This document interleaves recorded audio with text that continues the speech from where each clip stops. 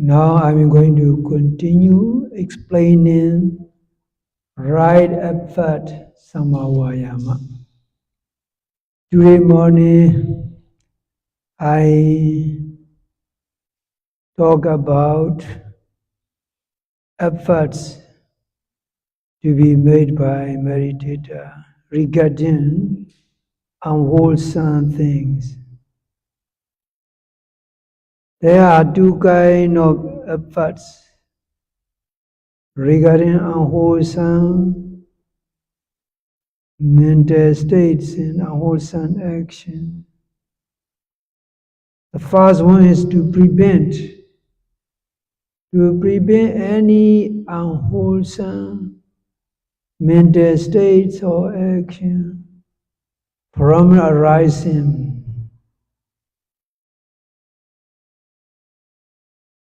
This is number one action.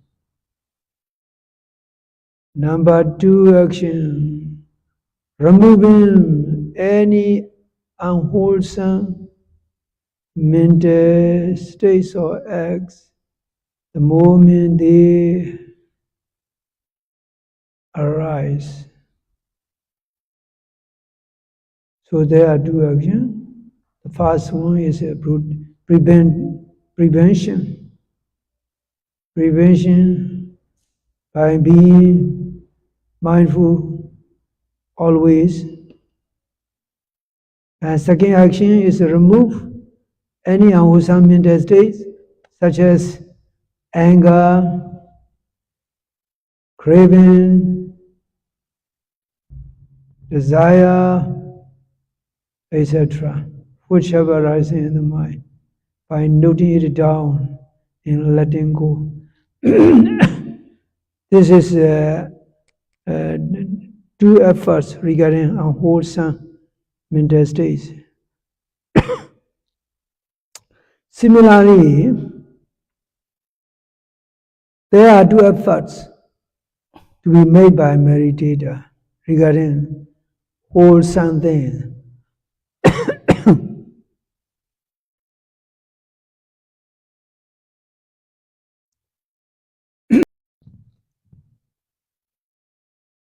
Now I want to explain regarding wholesome mental states and wholesome conditions. To quote Mahasiddhana Sutta Discourse, Buddha said, Ida bhikkhu bhikkhu anubbananam kusalanam dhammanam ubbadaya chandam janeti. Here in the world, the meditator trying to cultivate wish to develop any wholesome mental states to arise. Meditator must make a wish, must have strong wish to develop wholesome mental states in action that have not arisen yet. Vayamadi, wishing alone is not enough. He must make effort. Variyam Aravadi, he must make both bodily and mental effort. Saitam Bhaganadi, he must always promote wholesome mental states to arise. Badahadi, he must continuously make effort to develop wholesome mental states. This is the first action. Develop any wholesome mental states which have not arisen yet to develop, to arise. Now, second action. Ubbananam kusalanam dhammanam thiddiya asamosaya peyo bhavaya vipulaya bhavanaya paripuriya vayam sanansaniti vayamati vriya arabati saitam bhaganati bradi. Ubbanana Kuslana Dhamana. Those wholesome mental states which have arisen Chidya to prolong them. Asamodaya to perpetuate, to last, to make them last longer. Penyo Bhavaya to increase in momentum. Vibonlaya to accumulate. Paripuriya to fulfill. Very detailed explanation.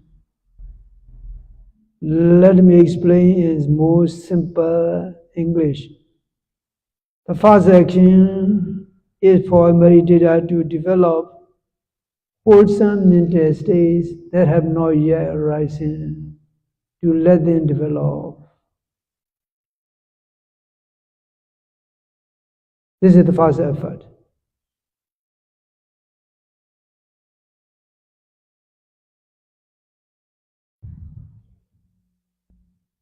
Now, increasing wholesome condition, wholesome mental states. The second effort is for meditator to make wholesome mental states last longer, to perpetuate, to make them consistently present, to increase. Regarding this instruction, Buddha first used Chidya, to let them last longer. Asamodaya, to let them present consistently. Vayobhavaya, to increase in momentum. Vibonlaya, to accumulate. Bhavanaya, to develop. Paripuriya, to fulfill. So overall meaning of these words means to increase wholesome mental states and maintain those wholesome mental states constantly. This is the second effort to do by a meditator regarding wholesome mental states and wholesome conditions. Ayam wosti bhikkhve tamma vayamo. Monks, this is called the right effort, samma vayama. Now you understand, I have explained in detail. A meditator should make right effort toward unwholesome mental states and conditions. Wholesome mental states and conditions. Regarding unwholesome mental states and conditions, a meditator should prevent any unwholesome mental states from arising. And second effort, if they have arisen, meditator should remove those unwholesome mental states by letting go, by noting it with mindfulness. What are unwholesome mental states? Generally, 5 hindrances and kilesa, defilement, are unwholesome mental states. They used to arise during meditation. A meditator should watch out any unwholesome mental state, mental reaction, carefully and mindfully. Then note it with mindfulness without any notion of I am me. If a meditator can note those unwholesome mental states, then they will be easily removed.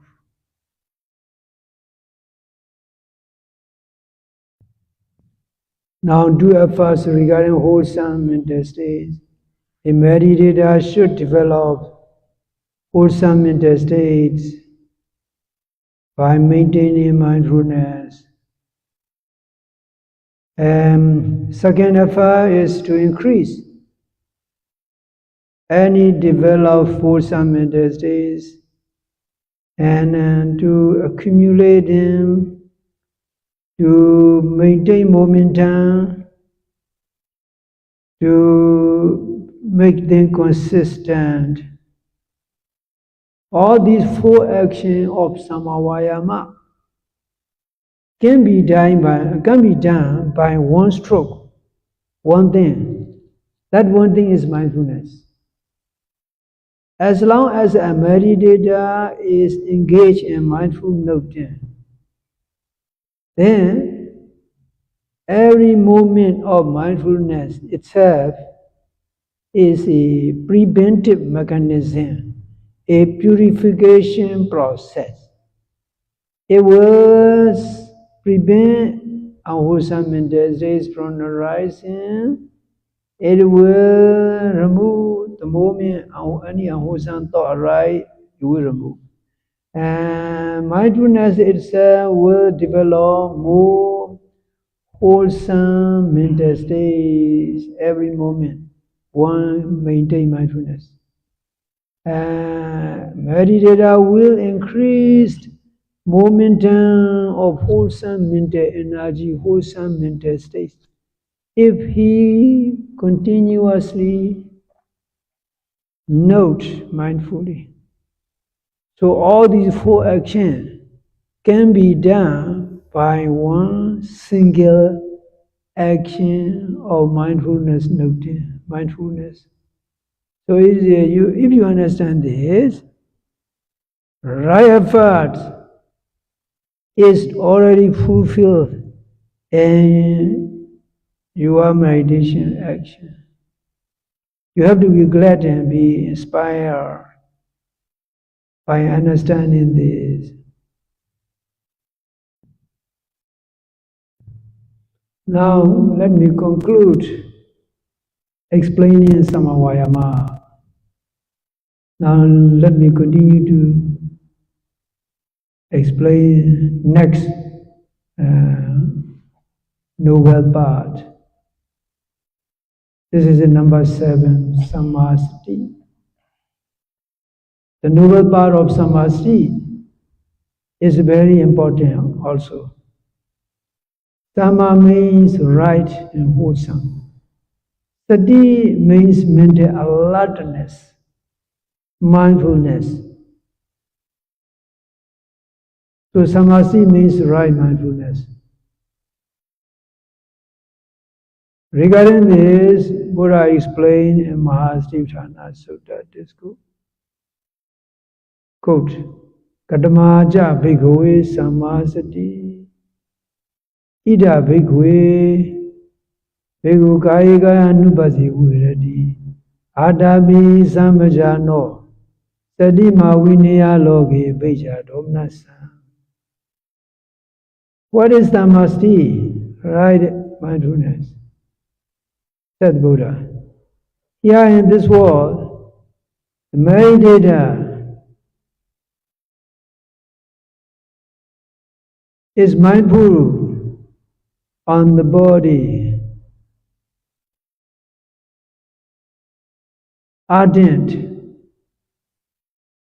mindful, and comprehending in detail. So he meditate or practice body-based mindfulness meditation. He reflect on parts of the body, ardent, mindful, and clearly comprehending, removing any attachment and aversion. So this is the first mindfulness, body-based mindfulness meditation. Meditator engage in practicing body-based mindfulness meditation. There are 14 sections of body-based mindfulness meditation explained in Mahasivana Sutta Scope. What you are practicing is you just observe breathing or air movement of the abdomen. Part of the 14 sections. So this is the first practice of body-based mindfulness meditation. When you practice meditation, the meditator is making effort ardently, seriously. Also with mindfulness, with a clear comprehension.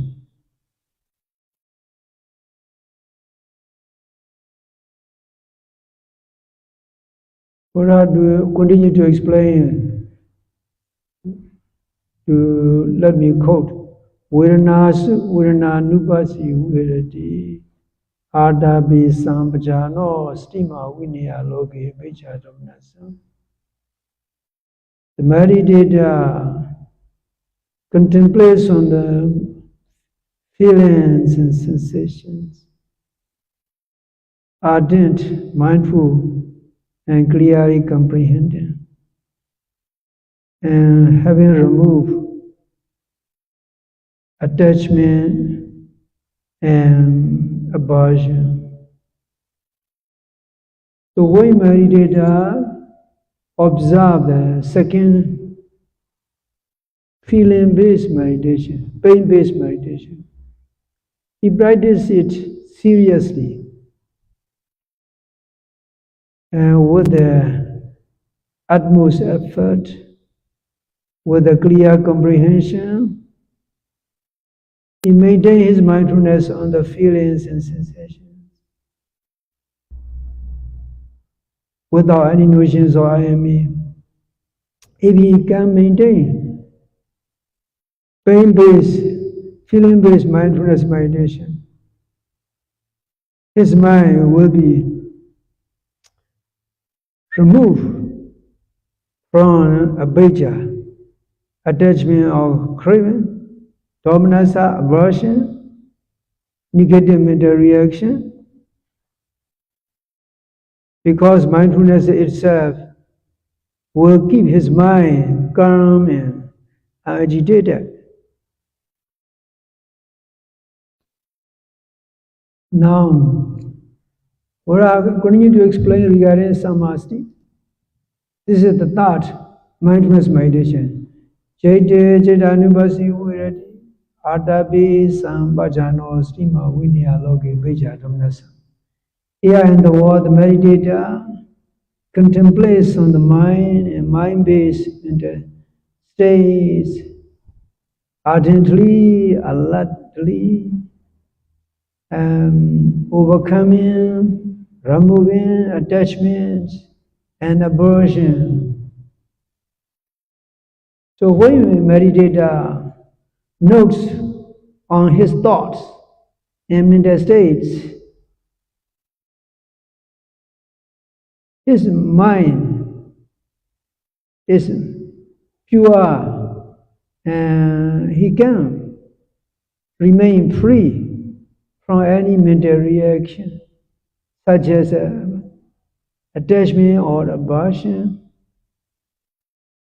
Without such a unwholesome mental state, he maintains mindfulness observing the mental states.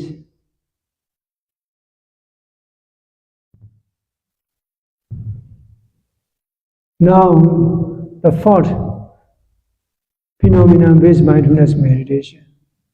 Dhammesu dhammanupasi virati artapis samjano stima vinaya loke bhajadomanasa. The meditator contemplates on the both bodily mental phenomena, being ardent, mindful, and with a clear comprehension. He can maintain mindfulness. This way it removes attachment, craving, and aversions. Here, Buddha mentioned about the number 4 phenomena-based mindfulness meditation. Altogether, there are 4 mindfulness meditation. Body-based mindfulness meditation, feeling-based mindfulness meditation, and mind-based mindfulness meditation, phenomena-based mindfulness meditation. When I meditate, I'm practicing one of these mindfulness meditations during his practice. His mindfulness is dominate in his mental flow. In his mental state, mindfulness is dominant, prominent energy.